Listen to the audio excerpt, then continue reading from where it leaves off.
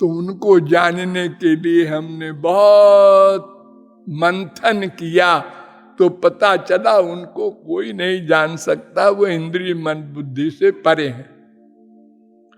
लेकिन अगर वो अपनी कृपा से अपनी इंद्रिय मन बुद्धि की शक्ति हमको दे दे, तो हम उनको जान लें, पा लें। और इसी आधार पर अनंत जीवों ने, हमारे भाइयों ने भगवान को प्राप्त किया है। लेकिन वो हमको अपनी दिव्य शक्ति कब देंगे, इसमें भी कोई शर्त होगी, उनकी कृपा में भी कोई शर्त होगी। हाँ, 3 मार्ग बताए गए, कर्म ज्ञान भक्ति।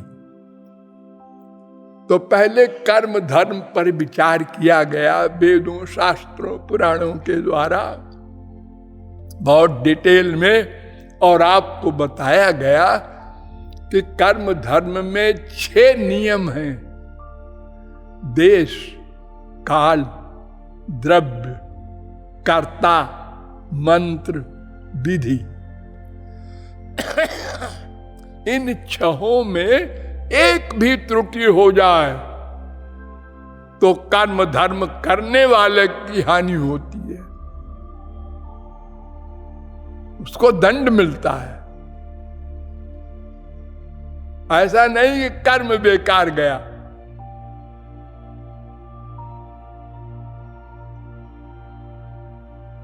विस्तार पूर्वक बताया गया कि उसका फल भी यही माइक लोक है।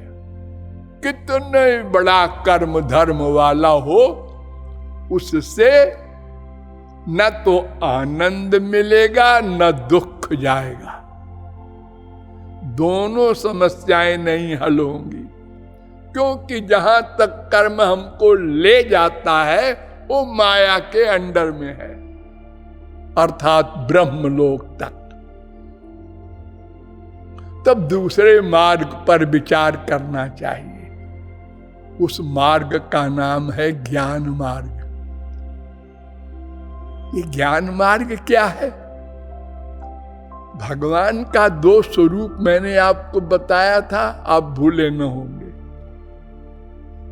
द्वैभाव ब्रह्मणो रूपे,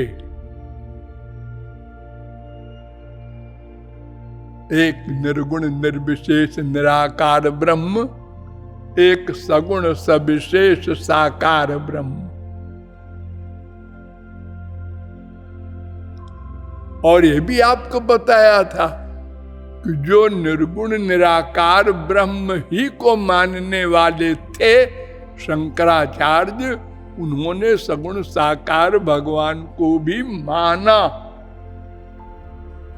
उसी लाइफ में।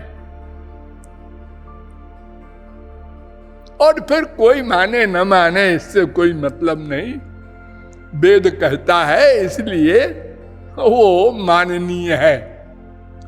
तो ये 2 स्वरूपों में निर्गुण निर्विशेष निराकार ब्रह्म के उपासक को ज्ञानी कहते हैं, और सगुण सविशेष साकार रामकृष्ण के उपासक को भक्त कहते हैं। तो निराकार ब्रह्म की उपासना और साकार ब्रह्म की उपासना में भेद है, बहुत भेद है। पहला,